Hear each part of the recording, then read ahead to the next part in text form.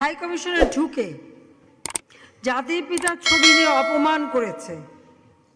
এত সাহস কোথা থেকে পায় আমি জিজ্ঞাসা করি।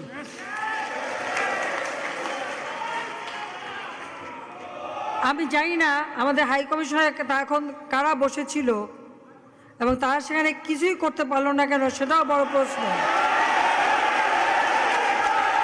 আর আমি আমার প্রবাসী যারা বাঙালি, না আমার প্রবাসী বাঙালিদেরও আমি বলবো যে যারা এই ঘটনাগুলি ঘটিয়েছে তারা চলাফেরা করে না, তাদের দেখেন না।